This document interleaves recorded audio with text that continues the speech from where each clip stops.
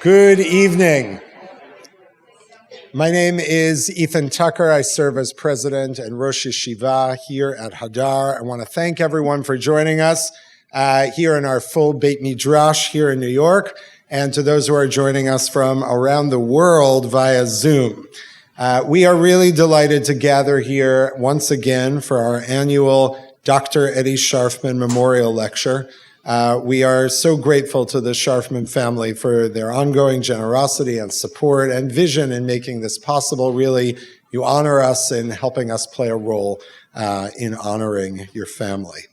A note about the structure of the program this evening. Rabbi Avi Strausberg will be giving the lecture, and you'll hear more about her in a moment. But later on in the evening, she'll have the opportunity to respond to a few questions after her talk. If you are here in person, please write any questions that you have during the lecture on the 3x5 card at your seat. And if you're joining us online, you can submit your questions to the hosts through the Zoom chat. And now it's my honor to introduce Brian Scharfman, son of Dr. Avi Strausberg.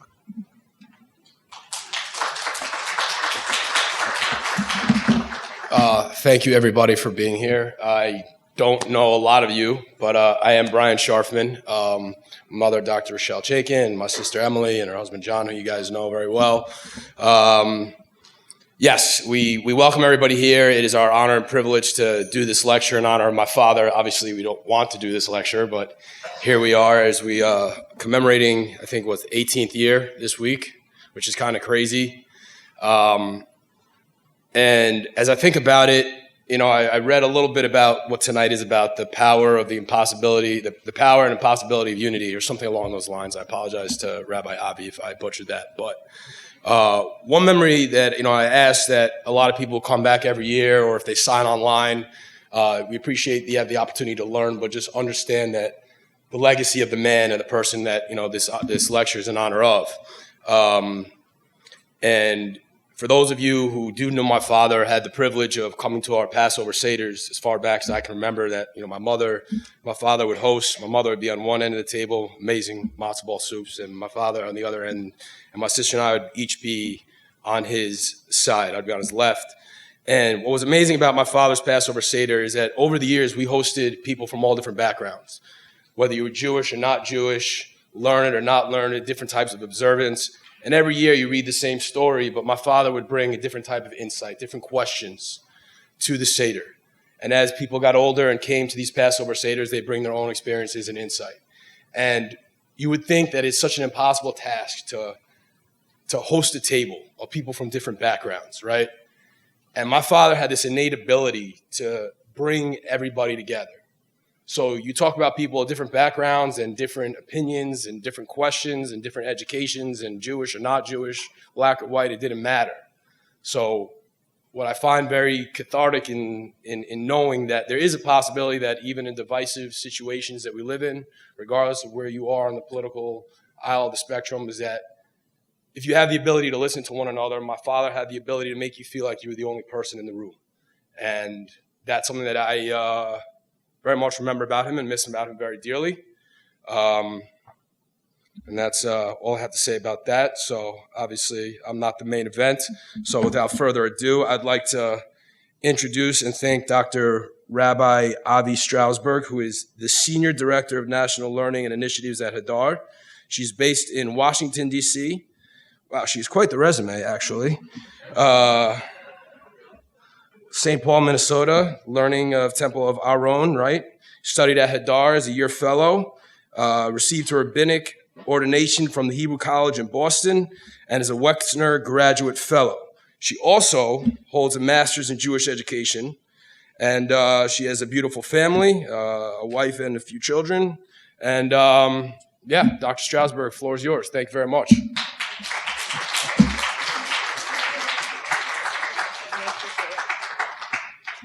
Just in full transparency, don't have the doctorate yet, but I am very honored to be doing this in honor of Dr. Scharfman. Truly, it's such a beautiful and incredible thing to bring together all these people and to be learning every year in your father's honor. So thank you.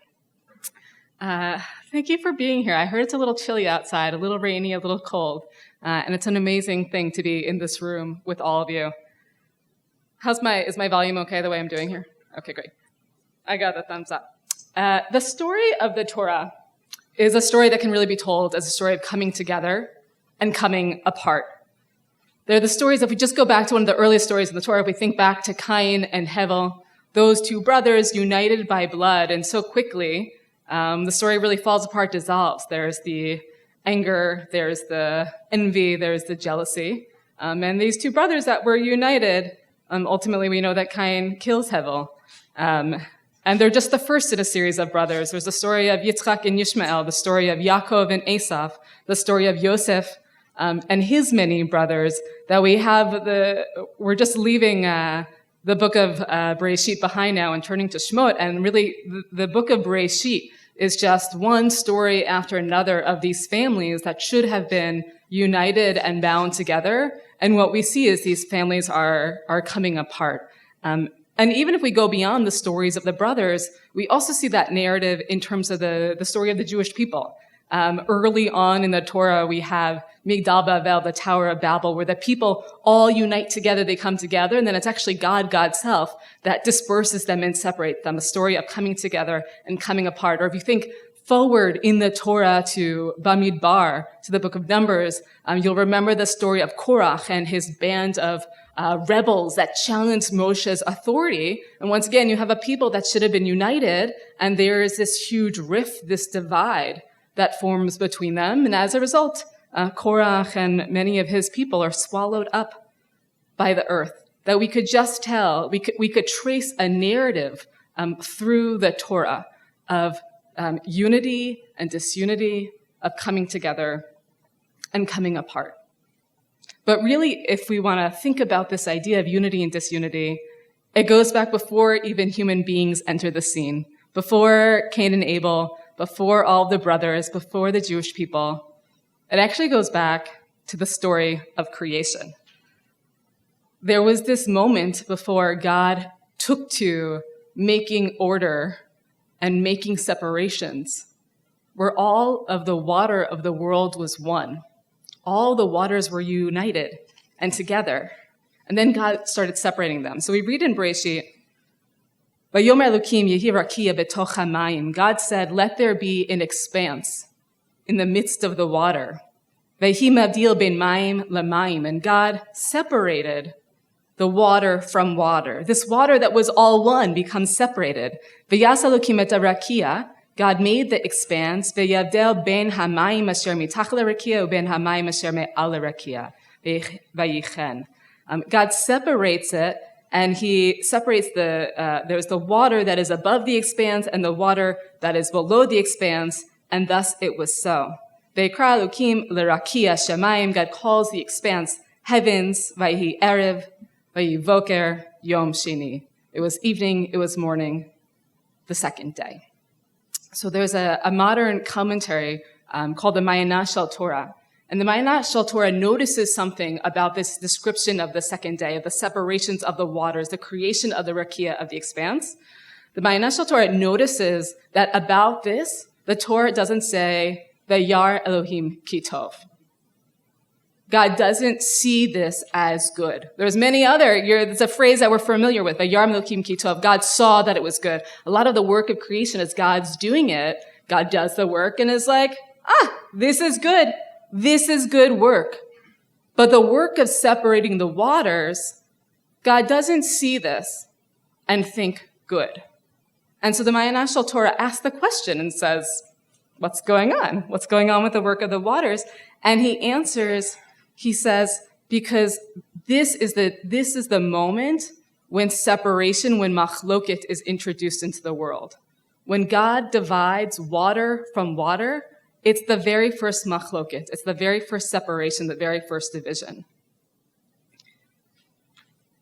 I feel like there is something so beautiful and painful about this, that there was this moment sort of before it all really began, where there was no division. There was only water that was all together. And yet it seems as a necessary part of creation for there to be rakia, for there to be heavens, for there to be the land, for there to be the adamah that we are grounded on, God had to introduce machloket. God had to introduce separation into the world. That separation is both necessary and also what a loss to lose the water that was once together. So the Ma'anat Shel Torah says about this, Ma'im u'mayim, shehem mahut echad, water and water, that this is really one substance, it's one essence. Ve'im etzlam yesh pirud vehevdel ein zeh siman tov. If among a thing that was supposed to be one, that's really one thing, there's separation and there's division, it's not a siman tov. It's not a good thing. It's not a good sign. This is where I want to start our thinking and our learning today. That on the one hand, that separation and that division was a necessary part of creating in the world. The world could not exist without that machloket, without that pirud, without that division. And also, there's a loss just in the opening lines of Breshit. There's something very painful about that. Before we really get into thinking about division, I really want to start from a place of unity. I want to start with the word we're going to be saying a lot tonight is achdut, is unity. I want to start from that place of unity. So if we go back to the story of Jacob and Esav, one in the series of brothers that we saw should have been together, and yet there's this painful coming apart. If we go back to that story, there's a midrash that talks about that moment when Jacob is reuniting with Esav. So you remember the story that Jacob, through some sort of trickery, takes the birthright. Esav is obviously very upset about it. Jacob flees. Eventually, Jacob and Esav reunite. There's obviously a lot of trepidation, a lot of anxiety, presumably on the part of Jacob, to be how is this reunion gonna go? Jacob is approaching Esav.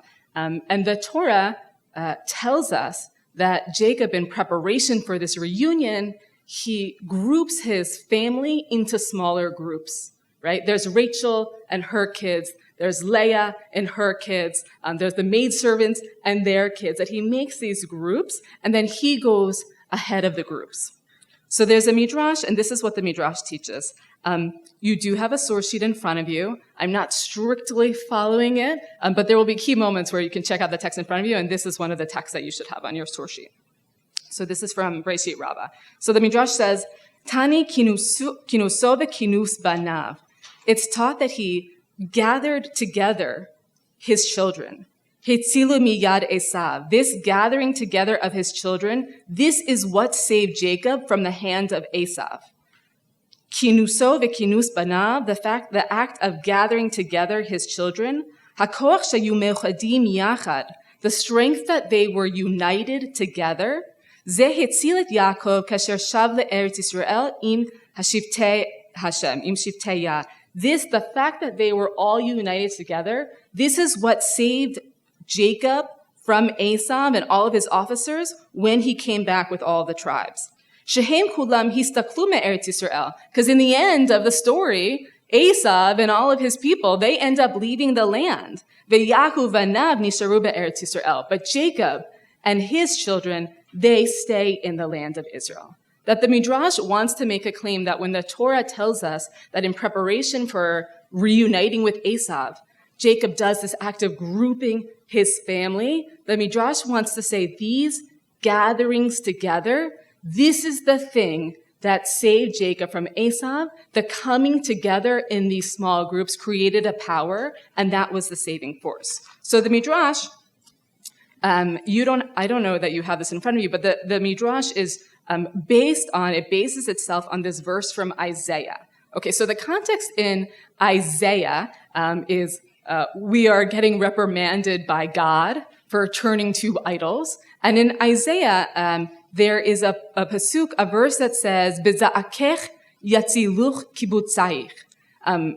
In Isaiah, this is read as, when you cry out, will the things that you gathered around you, meaning your idols, rhetorically, will they save you? In the context in Isaiah, this is God reprimanding us and saying, those things you gathered around you, your kibbutzayich, those empty idols, these are not going to save you when you're crying out to me. This midrash that we just learned is going to take that verse and turn it on its head and read it in a totally different way. So the Midrash reads it as, Biza'akech, when you cry out, kibutzayich, your gatherings, gathering people around you, affirmatively, this will save you. The Midrash takes this verse and in the context in Isaiah is a sort of a reprimand of the things you gather together, these idols, these are not going to be the thing that saves you. And it says, no, the things you gather are about people.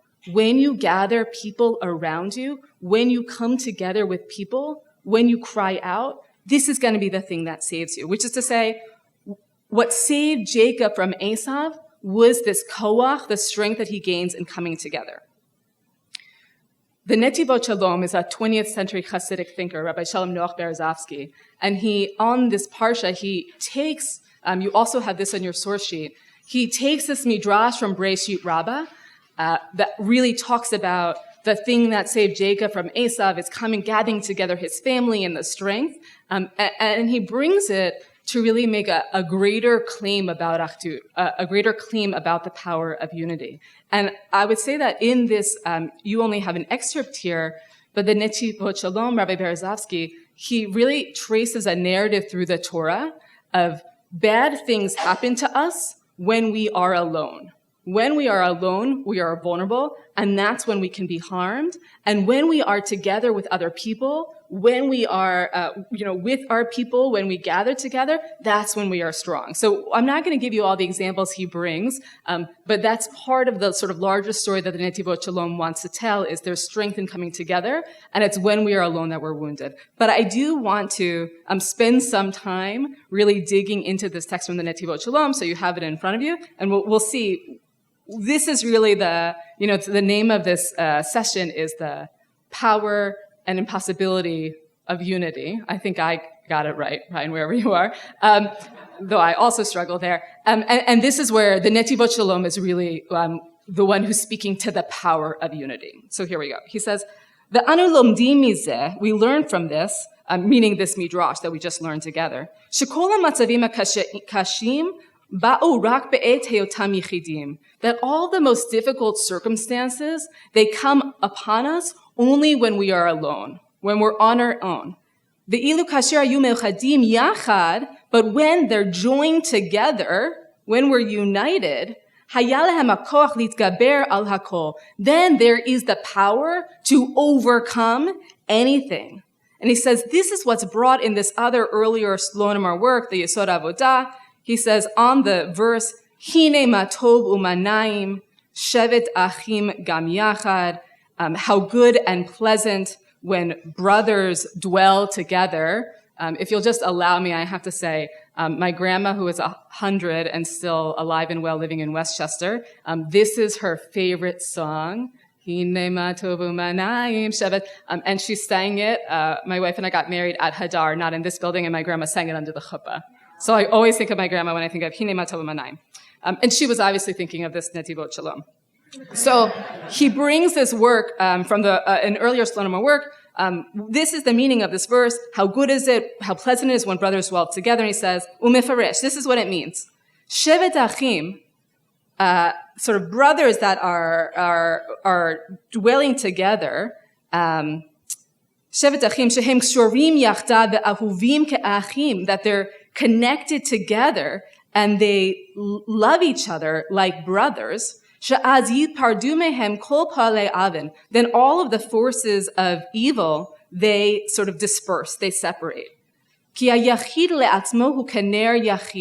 person on their own, they're like a lone candle. It's a little light that's easily extinguished. And so it's easy on an individual person, on an individual candle, for the sort of the forces of the dark side to overpower them, to take control. But brothers that are dwelling together in love and in unity, as kol hanerot, all of their candles, because there's this another verse, ner Hashem nishmat adam, the candle of God is the soul of a person. This verse is often brought to compare the soul of a person is like a candle, that all of us, each of us are likened to a candle. When we're all dwelling together, all of our candles, Mitzdarfim le'or echad bechinat avuka. All of our individual little candles that on their own, they're so easy to extinguish, they become like this flaming torch. She'le'ora yitpardu kol palei aven. That in the light of that torch, all of the forces of evil, they disperse. Sheborchim u'b'telim mehem kol kochot asitra acha. Shehem alma de pruda. That these negative forces, they flee. They're canceled out, all these negative forces, because they are from alma de pruda. They're from the world of separation. I think there's something so interesting about that phrase, that the forces that are acting against us, the forces that are bringing darkness into the world, they are from alma de pruda. They are from the world of the separation. But when we are together, when our individual candles all join together, then we form this torch that the light can sort of push off any darkness. We'll just do one more paragraph. He says, "V'zohi ha'etzah liyehudi." This is the advice for a Jew. "Gam b'hiyoto b'matzavim hagru'im biyoter." Even when they are in the most difficult circumstances, whether it's spiritual, they're feeling spiritually that they're feeling cut off and disconnected from God, whether they're in some sort of physical suffering, the advice is sheyitached v'yitkasher yachad ima Yehudim, that they need to unite and they need to connect themselves to other Jews. She'az harezeh ke'avuka asher mimena yitpardu kol palei aven, because then it is like the torch that in the face of this light, all of the negative forces, all of those forces that are acting against us, they disperse. There's several things that I really like about this Netivot Shalom. The first is, I think, especially, I don't know if you, Hanukkah still feels relatively recent in my mind. If any of you were lighting your Chanukiot, and how easy it is, you light the same candle over and over and over, and it keeps blowing out. That the incredible fragility of lighting a candle, this is really capturing this as saying, each of us, when we're on our own, we're just like this candle. It's so hard even to get that candle lit. But the image of when we join together, then our individual candles are like this flaming torch, and nothing can hurt us. The strength in that. The other thing I love about this is he's just so clear, that Netivot Shalom, and this is consistent in a lot of his writings, that he says, "V'zohi ha'etzah." This is what you should do, right? You're struggling, you're suffering, physically, spiritually, emotionally. You just got to get with other people. Okay, in all fairness, he's saying, let's be clear, he's saying you have to get yourself with other Jews. I would perhaps expand it more expansively and say, you have to connect with other people. You have to surround yourself with people. That's going to be the thing that when we come together, there is power. And I would say, for me, I've been gravitating towards this text for the last year or so, in a moment in which our society is just so rife with so many divisions, whether we're talking internally in Israeli society, we're talking in our American political society, we're talking in our Jewish communities, we're talking within our own families. There's so much division, and I feel like there is a call in this text, a call in the Netivot Shalom to say, the thing that we have to do is we just have to all come together. When you all come together, then we can overcome anything, right? We can bring all of our lights together. It's when we're separate, that's when we can be wounded. The Netivot Shalom, he's the power, and I would say he's the promise of what can happen when we unite. And at the same time, I have questions about this. Right. There was a part of me that when I first came across this text, I wanted to give a lecture that's like, just the Netivot Shalom, how amazing it is we all come together, and then we're done. We walk out of this room. We're feeling good and uplifted. There's something that feels really impossible about this, right? It's nice sounding, but what does it mean for us all to come together? Is that really possible? And I would say even before we go into that, which we will in a minute, there's a couple of things, a couple kind of, for me, that feel like cracks already in the Midrash and in the Netivot Shalom that already cause me to kind of question the promise of the power of unity here. So if we just think of that, for one is the whole Midrash rests on this reading of this verse from Isaiah, right? If you remember, in your crying out, your gatherings will save you. And we said that midrash is a total rereading of what the verse in context in Isaiah means. That's not okay, fair enough, that happens sometimes. But that verse in Isaiah is about the things you gather, your idols will not save you. And the midrash totally rereads that verse to be saying, oh, no, we're talking about people. And we're saying when you cry out, those people, those gatherings will save you, right? That the midrash is relying on this kind of radical rereading on the verse from Isaiah. Another thing that I would just say is a crack in the story that this midrash and that the Netivot Shalom are trying to tell is that the story of the midrash really relies on that story of Jacob reuniting with Esav. The midrash wants to tell it as a story of Jacob gathering together his people. But if we look closely at the language of the Torah, it's actually not a story about gathering together people at all. It's actually a story about dividing people. So the verse there is actually looking up, Jacob saw Esav coming with 400 people. And what does he do? Here's the language. V'yachat et hayeladim. He divides up the kids. He divides up the kids. Leah and with Rachel and with the two maids. It doesn't use the language of he gathers up, he pulls together people. The language, and actually there's another verse that comes right after this. It actually uses the word vayachat. He divides up twice in the span of several verses. So the midrash, was almost hard for me to sort of teach the midrash because the midrash so wants to tell that as a story of coming together. But that's really against what the Torah is saying is happening. The Torah is saying what he did is he divided up his people.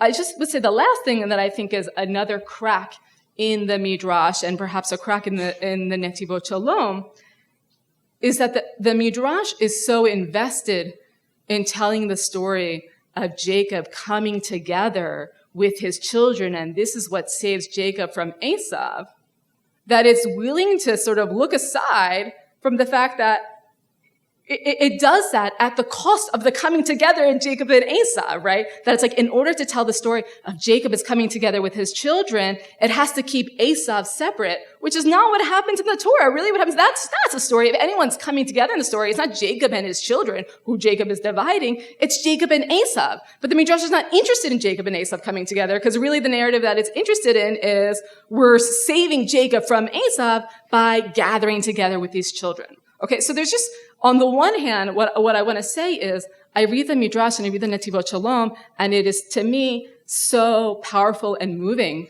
to think about the power we gain when we all come together. But for me, I feel on sort of like, you just have to read a little bit closely to see that the Midrash is working very hard to tell this narrative of achdut, of unity, that it has to read things in a certain way in order to get that across.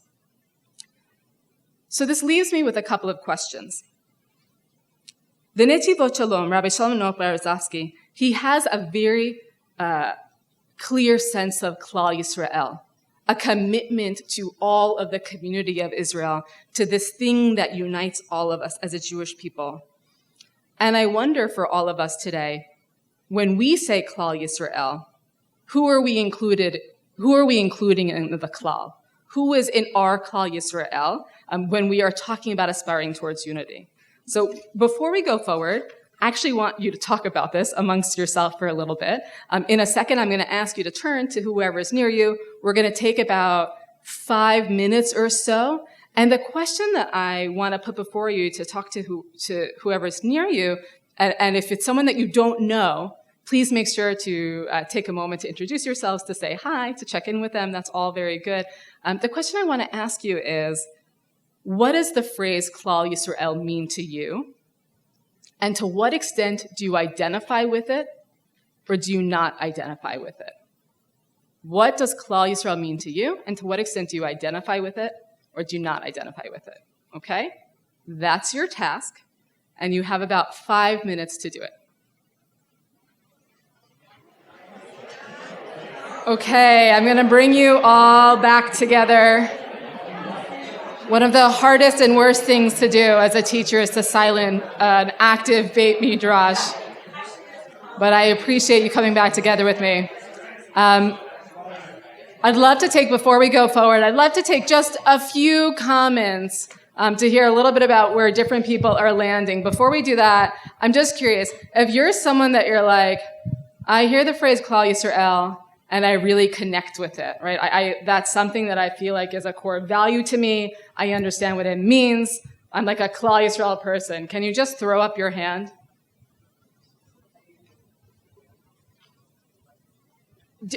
Raise your hand if you're like, I connect with the idea of klal yisrael. I'm a klal yisrael person, okay? And now raise your hand if you're like, I either don't really know what it means or I feel maybe even like I'm not so sure about that. Okay, if you are a klal yisrael person, it resonates with you, it means something to you, it moves you in some way. I'm curious to hear from at least one person. We're going to pass a mic around. I'm curious to hear from one person who you feel like you identify that way. I want to hear, what does it mean to you and what about it resonates with you? Raise your hand if you want to be that one person. Ooh.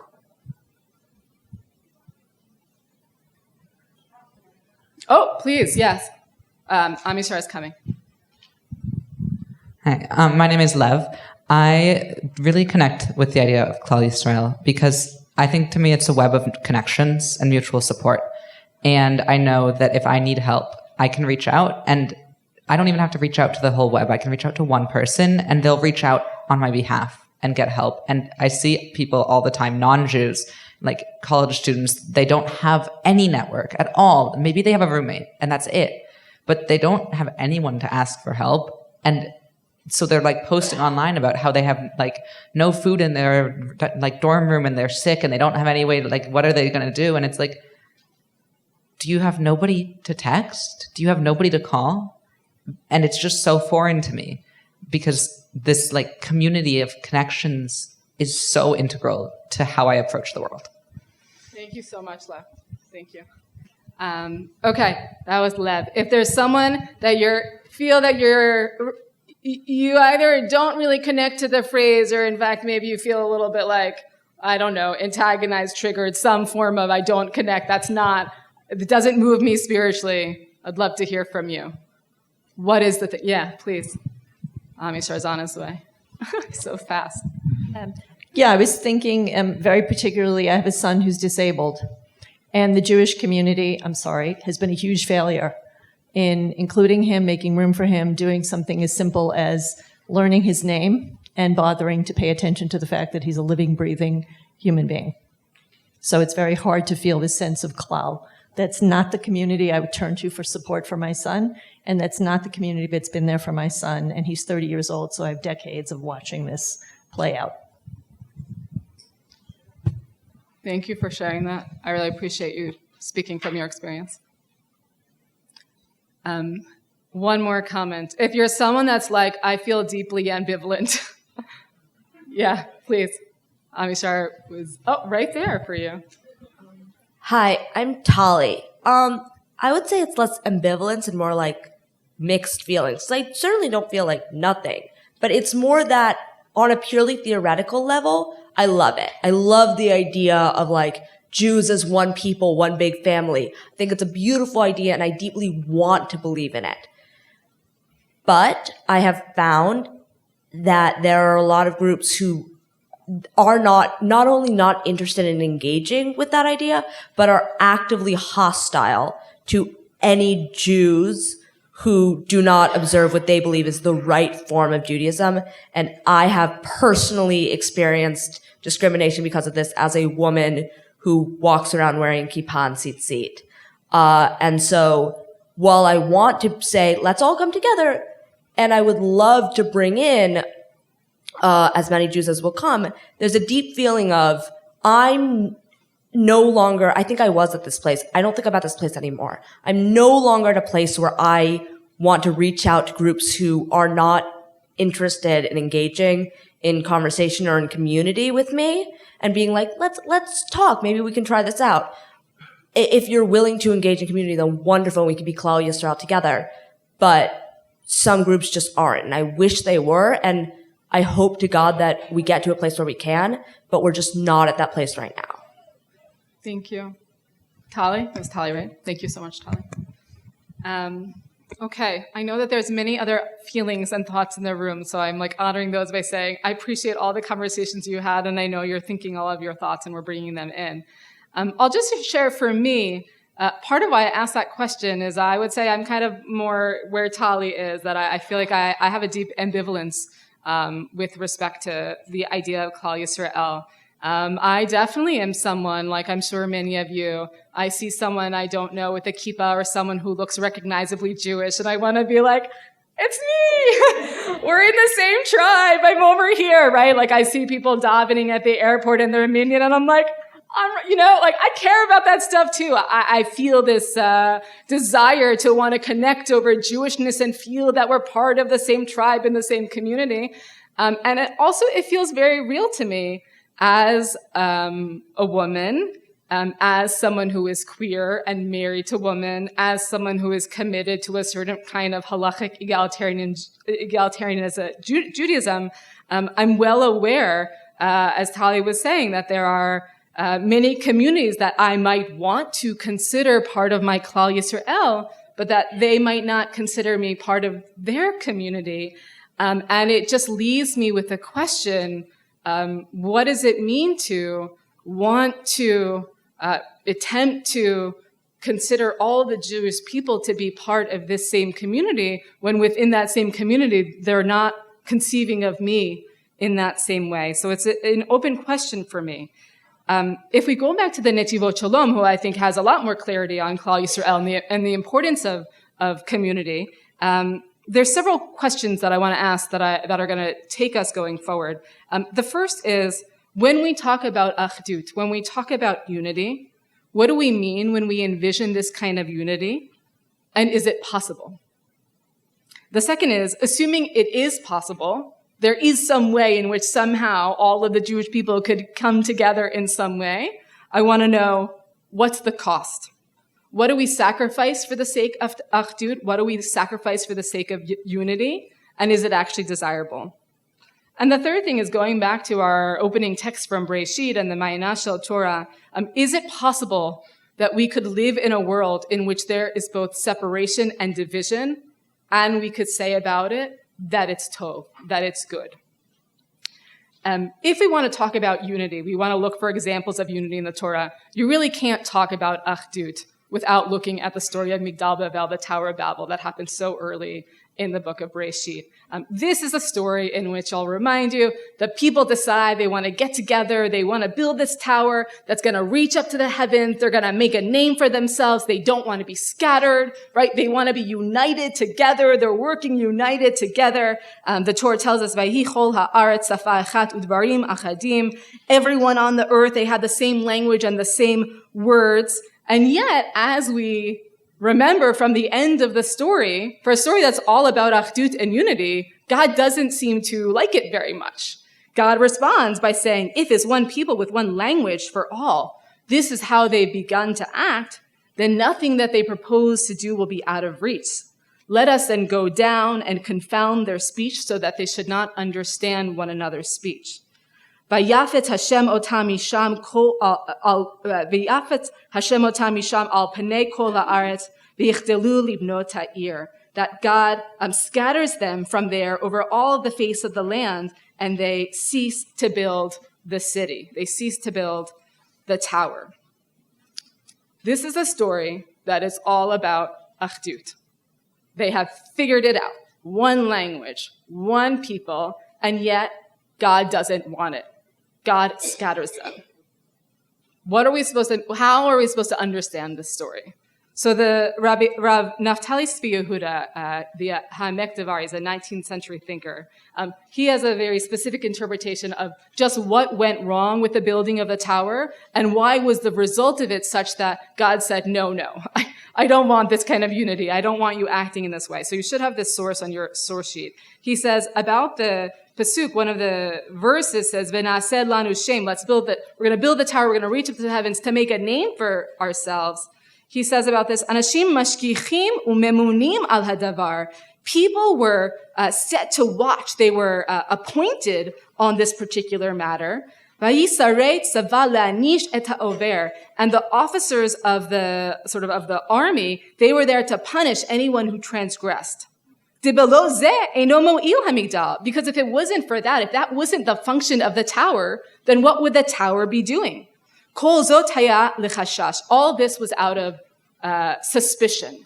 Meaning, why do you build a tower? You build a tower to be a watchtower, so that someone can climb up in the tower and be looking out on all the people to make sure that everyone is acting the right way and doing the right thing. And if anyone steps out of line, then he says, he says there are people that it's their job to look out, make sure everyone is behaving correctly, and then if not, they can punish those people that step out of line. He goes on and he says on the line, Pen nafutz al penei kol haaretz, that they're afraid of being scattered over the face of all of the earth. He says, Umnam yesh lehavin ma chasheshu im yetzu kama le'eretz acheret. We have to try to understand, what were they so afraid of that some people would leave and go to a different land? Why were they so focused on, let's not be scattered? What's the big deal? Some people decide to move. Okay, let them move. He says, this must have been connected to the idea that there were things that were of one between them, that there was one language, it was one matter. Because no two people think the same way, the thoughts of one person are not like the other. They were concerned that they know that people don't think alike. They know people are different, but they want everyone to think the same way. And so they're concerned that people are going to stop thinking the one way and start thinking the other way. And for that reason, they were watching out and making sure that no one left their place. According to Rav Naftali Tzvi Yehuda, what's going on in the story is the people get together and build a tower to protect the Dvarim Achedim, to protect the fact that they are all supposed to be of one mind and united. But they know that that's not what the world is like. They know that we're not all thinking the same thing. And so there's real concern because they know the natural human inclination is going to be, I'm going to start thinking my thing and you're going to start thinking your thing. And then what's going to happen? We're not going to be of one mind anymore, of one place. We're going to all be scattered. And so that's why they build the tower. Taken that way, we then understand God's scattering at the end of the story. It's not that God is punishing them for doing a bad thing. It's God responding and saying, that's not the world I want. I don't want a world in which you're all speaking the same language, in which you're all of one mind. I don't want that world. I want a world in which you're all thinking different things, in which you're all speaking different languages, in which you're all allowed to live in the places in which you want to be. We learn from the story of Migdal Bavel, of the Tower of Babel, we learn what Achdut is not. We learn what unity is not supposed to be. Unity does not mean conformity. Unity does not mean that we all have to be of one mind, of one language, in one place. We tried that with Migdal Bavel, and God didn't like it. And so then the question is, if Migdal Bavel, if the Tower of Babel is teaching us what Achdut is not, what unity is not, where might we look for examples of what Achdut is, what unity is supposed to be like? Where might we look for examples, something that is more nuanced, a type of Achdut that can allow for unity, but also allow for difference, an Achdut that could allow for separation and also allow for togetherness. And so here going forward, I want to propose 3 models that we might find in Achdut, a unity that is perhaps more nuanced than what we saw in Migdal Bavel. So the first is if we go back to our brothers. We're going to just keep bringing it back to the brothers. If we go back to the story of Yaakov and Esau, so you'll remember in the story that really what that story is about is that Jacob and Esau successfully get back together and they reunite. The Torah tells in this very emotional way, Vayaratz Esau likrato v'chabkehu v'yipol tzavarav v'yishakehu v'yivku, that Esau runs towards him and embraces him and falls on his neck. He kisses him and they weep. that after all of this betrayal, after all of the fear, after Jacob, being concerned, what is the reunion going to be like, whatever preparations, he's separating his children, he's gathering together his children, however you understand the story, ultimately Esav and Yaakov find a way back together. They reunite. And yet what happens right after that episode? Esav says, let's walk together. I'll go with you. I'm going to go at your pace. And Yaakov says, oh no, I've got all these kids. It's going to take me a while. You go on. I'll catch up. What happens? Esav goes on to Seir. Esav l'darko Seira. And Jacob, he continues on a very interesting journey, not to Seir. Jacob goes to Sukkot. He goes to Shechem. He goes to Beit El. Ultimately, he gets to this place called Migdal Eder. But he doesn't go back to Esav, right? And yet, they go their separate ways. But what happens when Yitzchak dies? The Torah tells us when Yitzchak dies, he was gathered to his kin in his ripe old age. Vayikberu oto Esav v'Yaakov banav. Jacob and Esav come back together to bury their father. This is a story. These brothers start out together. There is this thing that tears them apart. There's a lot of concern. Are they going to be able to come back together? They actually manage to find their way back together, and they choose not to stay together. They choose to separate. And yet in their separation, they're not totally cut off from each other, that they're able to find their way back together to bury Yitzchak. What might we take away from this? We're going to call this model 1, the Yitzchak and Esav model. What do we take away from this? I think the one is that achdut, being together, might not actually require us to be together all the time, that sometimes some relationships require distance. Some relationships require separation. And even though Yaakov and Esav were able to reconcile in some way, ultimately what was needed for their relationship was to have some space. And yet at the same time, even when we may find that what we need is to take space in relationships or to separate from certain people, that doesn't mean that they're like gone to us forever. Somehow Yaakov and Esav managed to stay in relationship such that they're able to come together when there's a moment when they are pulled back together. That's model 1. Model 2, this you should have in your source sheet.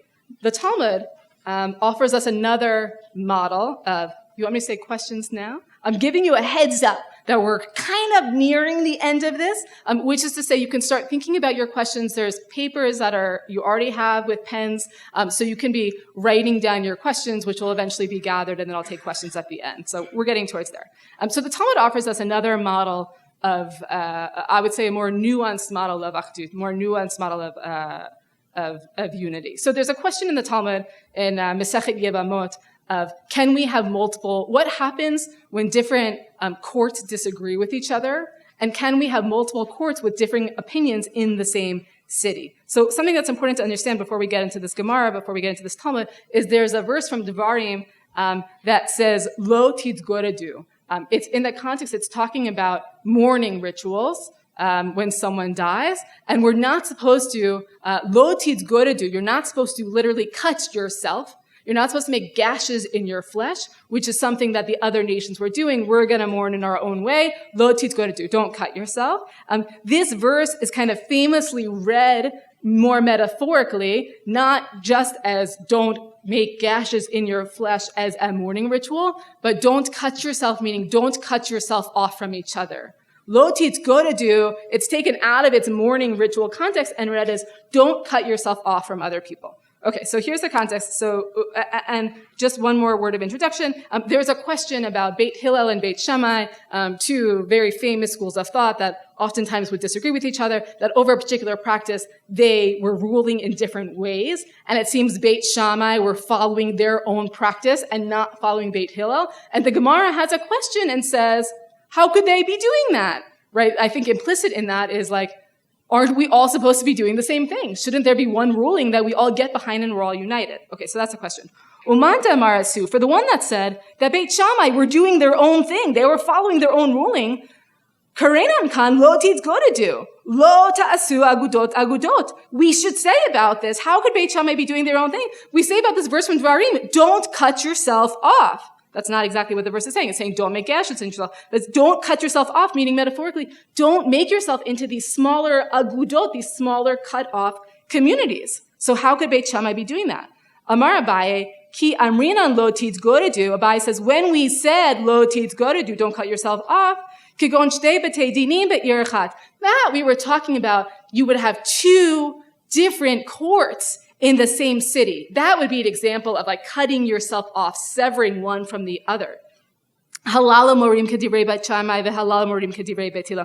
This court is following Beit Hillel, and this court is following Beit Shammai, and it's happening in the same city. That would be a problem. That would be lo titzgoredu. Aval shtei betei dinim b'shtei ayarot leitlan ba. But if you have two courts and they're in two separate cities, that's not a violation of lo titzgoredu. That's okay. We can tolerate difference of opinion as long as it's not in the same city, right? Your court's doing your thing over there, and you're over there. That's what must have been going on with Beit Shammai and Beit Hillel. Not a problem. But Rava says, V'ha Beit Shammai v'Beit Hillel kishtei batei dinim be'ir echad dameh.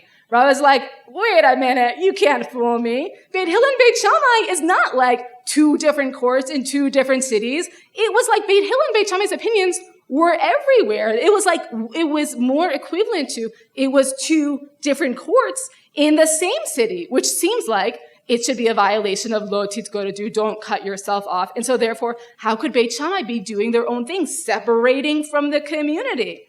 Elamar Rava, rather Rava says, ki amrinan lo titzgoredu. Rava says, here's the answer. When we say don't cut yourself off, kigon beitin be'ir echat, plag morin kedivrei Beit Shammai, uplag morin kedivrei Beit Hillel. We're talking about one Beit Din, one court in the same city, and within that court, the court is divided. That half of the court wants to rule like Beit Shammai, and half the court is ruling Beit Hillel.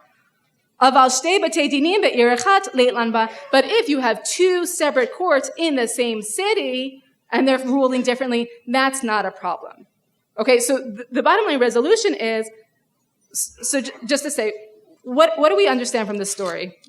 A few things. One is, the Talmud does not have a problem with machloket and differences of opinion, right? The whole structure of the Talmud is built on machloket and differences of opinion. Of course we don't have to think the same thing. Of course we can disagree with each other. That's the whole culture of Jewish thought. That's not the problem. We can handle multiple batei din, multiple courts, certainly in separate cities, and even in the same city we could have different courts that are ruling the same thing. That's not an issue.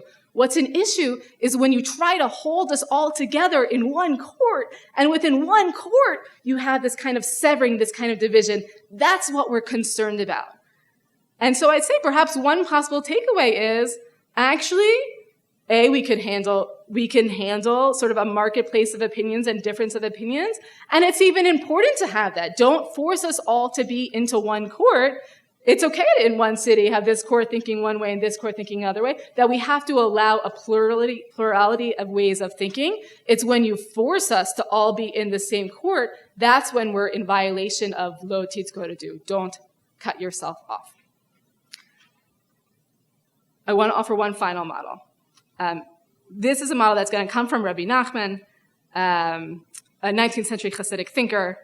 Rabbi Nachman is going to argue that machloket, disagreement, is not only sort of like permitted or okay, but that actually it's necessary for the creation of the world, which just to take you back to the beginning, you'll remember, God dividing the waters. The Ma'anashal Torah says, this is the division of the waters was God first introducing machloket into the world, which was necessary for the creation of the world. So in a sense, Rabbi Nachman is going to take us back to the opening. So you should have the source on the page. This is Rabbi Nachman. So he says, when the Holy Blessed One wanted to create the world, lo haya makom livar'o, there was no place to create it. Machmat haya kol ein sof, because all of the world was filled with ein sof, which is to say, all the world was filled with the infinite. There was no space. Al ken tzimtzem et ha'or litzdadim, and so God contracted the light to the sides. And because God contracted the light to the sides, it created this vacated halal, this space in between. In this vacated space, all of time and all of space was able to come into existence. shehem briat olam, that this is the creation of the world. And this vacated space that God had to create, contracting the light to the sides, it was necessary for the creation of the world. Because if there was not this halal, there wouldn't have been any space for the world. Which is to say, imagine, Rabbi Nachman is imagining, when God took to creating the world, God's presence filled the entire world. It was kind of like the water at creation. The water was everywhere. It was all water. God's presence filled the entire world. There was no space for a world to be created. God had to contract the light to the sides. And by contracting to the two sides, that created this vacated space, that in that space, the world could exist. So Rabbi Nachman says, V'chenu bechinat hamachlokot. And this is also true when it comes to machlokot, when it comes to disagreements. If all the Torah scholars were one, there would be no place for the creation of the world. It's only through the machloket, the differences, the arguments that are between them, that they are dividing one from each other. Everyone is pulling themselves to a different side. If all the Talmidei Chachamim, if all the Torah scholars thought the same thing, if they were one, there would just be this mass of uniformed opinion. There would be no space for the creation of the world. But it's because they disagree, this one is pulling to their side, and this one is pulling to their side, it creates this opportunity in the middle. And in that opportunity, he goes on, he says, Shehu bechinut tzimtzuma or l'tzadim. This is like the light contracting to the sides. Shebahu b'briat olam ayadei adibor. And this allows for the creation of the world through speech.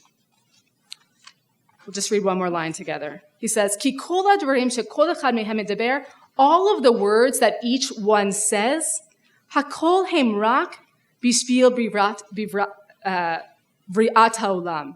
All of their words, all of their speech, all of their disagreements, it's for the sake of creating the world. So he takes the sort of the metaphor, the image of when God took to creating the world, God had to contract the light to the sides to allow the possibility of something else to exist. And he says, this is like Torah scholars, which of course, let's extend it to people, right? This is like us. This is like people. If all of us were just this one, conglomerated mass in the middle, there would be no space. There's no potential for something else to exist. But when this one pulls to the one side and this one pulls to one side, it creates an opportunity here that we're able to create something new. We're able to create the world. And he says this last line I think is really important. And all of their words, all of their speech, all of their disagreements was for the purpose of creating the world. So a couple of things here. One is, just like we saw in the, that we saw in the Torah, machloket, division, separation, is necessary for the creation of the world, right? If we don't pull to each of our own sides and create some sort of halal, some sort of space in the middle, there's no space for the world to exist. And yet, I would say in this text, the way that I sort of visualize it is it feels like even as the Torah scholars are pulling to their sides, they're not like flinging off into outer space. It feels like they're staying in some sort of relationship with each other, almost like there's this like magnetic pull that's keeping them both apart, but also in relationship, right? Even as we pull to our side, we see that we're part of the same project. We're still in relationship. And we can see that because in all the words that we speak, we're speaking our words for the sake of creating something together. Even as we disagree, we're disagreeing for the purpose of creation. In the beginning, both of the Torah and of this lecture, we started with the story of creation.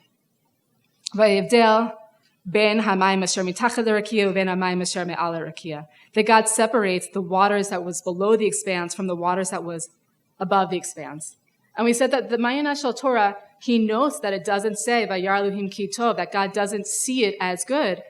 And he asks, why doesn't God see it as good? And he says, because this is the first introduction of machloket, of separation into the world. And we see that the separation of the waters, the separation of the light to the sides, the separation of the Torah scholars, all of this is a necessary part of creation. Without this machloket, without this division, there would be no space for the world. And yet, there's a tension, because it's not a siman tov, it's not good, right? There's something painful about this separation. So where does it leave us? We have this aspirational vision of the Netivot Shalom, who speaks of the power of achdut, the power of unity, that we can overcome anything together. And the reality that separation is a necessary part of creation. We tried an all-encompassing unity with Migdal Bavel, with the Tower of Babel, and that project failed. The waters of creation cannot be joined back together once they've been separated. And so given that, we need to lean into Rabbi Nachman's sort of vision of machloket, that even as we pull to the sides, we have to see ourselves still as being in relationship to each other. Even when Esav and Yaakov separated from each other, they were still tethered together somehow. They were able to come back together. They knew what was going on. I want to end with an excerpt from a poem by a poet, Marge Piercy, that you have on your source sheet. She says, "Alone, you can fight. You can refuse. You can take what revenge you can, but they roll over you. But two people fighting back to back can cut through a mob. A snake dancing file can break a cordon. An army can meet an army. Two people can keep each other sane, can give support, conviction. Three people are a delegation, a committee, a wedge. With four, you can play bridge and start an organization. With six, you can rent a whole house, eat pie for dinner with no seconds, and hold a fundraising party. A dozen make a demonstration. 100 fill a hall. 1,000 have solidarity and your own newsletter. 10,000 power and your own paper. 100,000 your own media. 10 million your own country. It goes on one at a time. It starts when you care to act. It starts when you do it again after they said no. It starts when you say we and know who you mean, and each day you mean one more." Part of what I struggle with the phrase klal yisrael, even as I try to connect to it, is it's so abstract. I don't know what it means. When I say klal yisrael, who do I mean, and do they mean me? Who is in the klal? And I feel like this last line of the poem, it starts when you say we and know who you mean, and each day you mean one more. This is the beginning of the answer to my question about klal yisrael. How am I going to get to a connection, a relationship with klal yisrael? It starts when I know who I'm talking about, right? That we can't just be saying it out in the abstract, right, klal yisrael. We have to start actually thinking, who are the people? Who are the people that are in my klal? Who are the people that are in my community? And once you can figure that out and name it, it's not a static thing, that it just stays like that. It starts when just each day, when you think of that klal yisrael that you are part of, each day can you add one more person to it? Can you just add one more? As we close, I want to offer us this dual blessing, I suppose. I want to offer us that we continue to strive towards the achdut, the unity of the Netivot Shalom.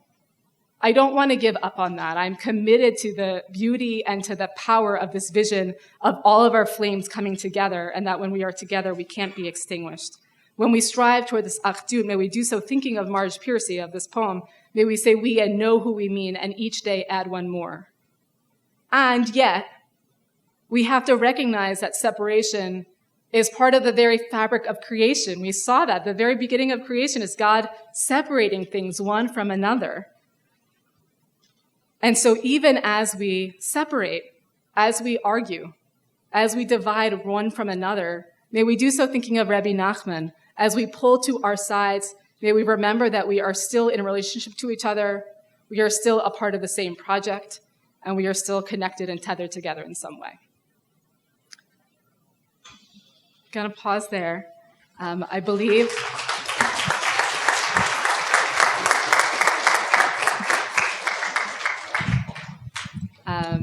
want to officially, I didn't say, to all you folks on Zoom, thank you. I know Rav Eitan welcomed you, but I'm really glad you're here, and I'm thankful that you've stuck with us. I know you have questions on the chat, and we have questions in the room, and so I'm happy to take a few questions.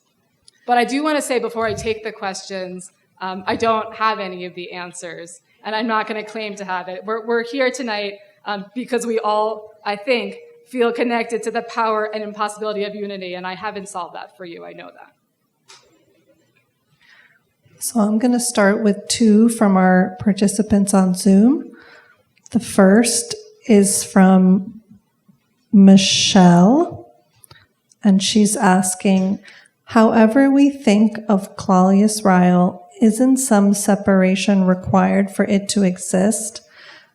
There must be not klal yisrael in order for the unity of klal yisrael to exist. And the second is from Nora, and she writes, so pulling apart permits the discussion, but it also creates differences and polarity. How then do we come together? Okay, great. Thank you for those questions online, Michelle and Laura. Let me see if I can remember my thoughts to them. Yes, I would say yes. Klal Yisrael requires there to be, does Klal Yisrael require some separation from something else?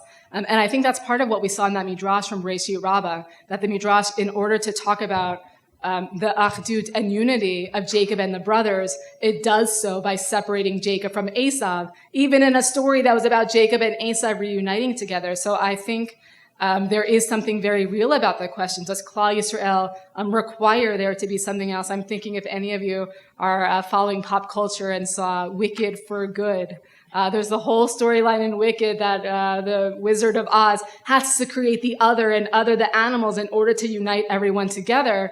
I think that that's very real, that, yes, sometimes unity is achieved at the cost of separation.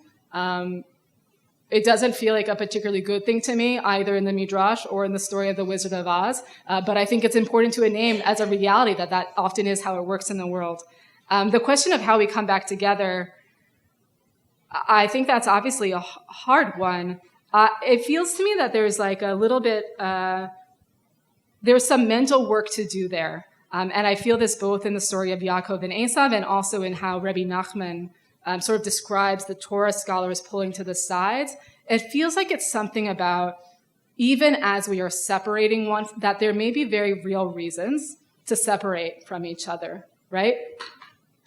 It's okay to have machloket. It's okay to have difference of opinion. We might need to allow for separation. We need to allow for division. And I feel like what we see in both Yaakov and Esav and in the Rabbi Nachman text is that even as we separate, we have to, at all moments, still feel this force that's tethering us to the thing we're separating from. That it's like you can't forget for a minute. You can't separate and say, I'm done with you. You're not in my klal anymore. I've cut myself off from you. You're cut off from me. I've made the decision, machloket is for the best, and so great. I'm over here. It's like even as you hold yourself firm over here on your side, and it seems like that's okay and a necessary thing for the world to exist, you have to always feel this like magnetic pull or tension back to the thing you separated from. And that I hope that if we're able to remember that, then when there are moments like Yitzchak dying, whatever that other equivalent is, when there's a moment that there's something that calls us together, because we didn't cut ourselves, there's always this tether, we're able to find our ways back. I have two more questions from our in-person guests. In Rabbi Nachman's model, the sages in disagreement share a common language, Torah. Can creation still happen after loss of a common language or disagreement over it? How might we recover common language? And the second, are there any limits to klal? What if a Jew doesn't treat other humans as in the image of God? These are some very good questions in the room, you mystery writers. Those are great questions. The first question makes me think about, I don't know if you ever participated in any of these, maybe team building exercises. I've certainly seen kids participate in these exercises, but it's like you give them a task to do and you take away language, and they have to figure out the task is like, how do you figure out how to work together without having language? it's really challenging. It's a beautiful and profound question. It's like,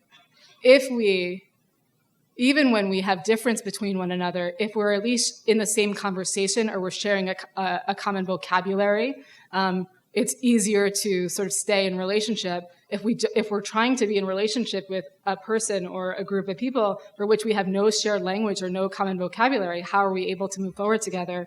That's very real. And all I can offer is like, that's what that team building exercise is about. That I guess we just have to struggle and make gestures at each other and jump on the ground and like wave our arms around and hope that somehow we're able to reinvent a language together, create something together that will allow us to achieve whatever the thing is we're working towards. The question of, is there anything that cuts you off from the klal? Are there things that are really the red lines? I'm not sure. This is where I would say I'm not the expert in the room on klal yisrael. I just happen to be the one standing before you with some text.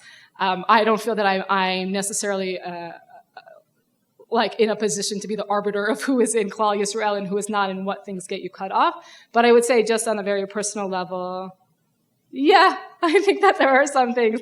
I do think that I certainly could give examples of some things that I feel like, certain violences that one, God forbid, might commit against another person, that to me, I feel like, I don't really want to consider myself in the same community as that person anymore.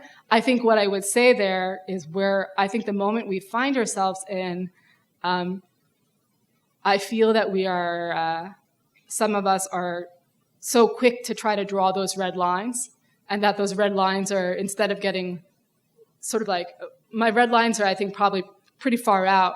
I feel that we're like trying to draw the red lines in, find even more ways to say, it's not obviously, or not obviously, it's obvious to me someone does some sort of very violent act against a person, and there's all sorts of different violences we commit against each other, that might be something that pushes you beyond. It's like, that's not what we're talking about anymore. We're talking about drawing lines in our own community based on thoughts, people who may think very differently than us, but are operating with good intentions and operating from a place of love. And we're not able to see each other as being in the same project, so we're trying to push those people out. So I would say to the question, yes, and I would say that with a big caution of, I think we have to be a little bit more tentative with how quick we are to draw those red lines. And we're going to end it there. I want to thank the Scharfman family. Such a privilege and an honor and such a gift that you're giving to Dr. Scharfman's memory and to all of us to get to do this learning in his honor. Thank you.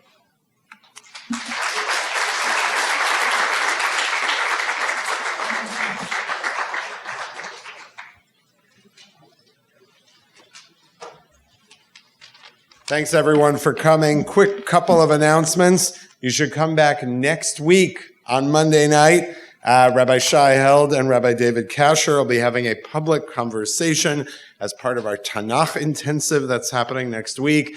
Even if you just come in for that, it'll be about the topic of modern academic Bible scholarship and how Jewish traditional interpretation interacts with that, how we should think about how those frameworks shape our own reading of the Bible.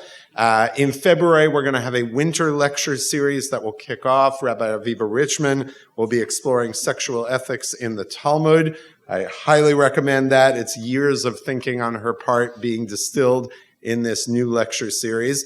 And our winter classes also start in the next coming weeks. And we've got a Wednesday morning Parsha class, a daytime Talmud class, Monday night classes. All of that is coming up. Sign up. Welcome table in the lobby. Hope to see you again soon.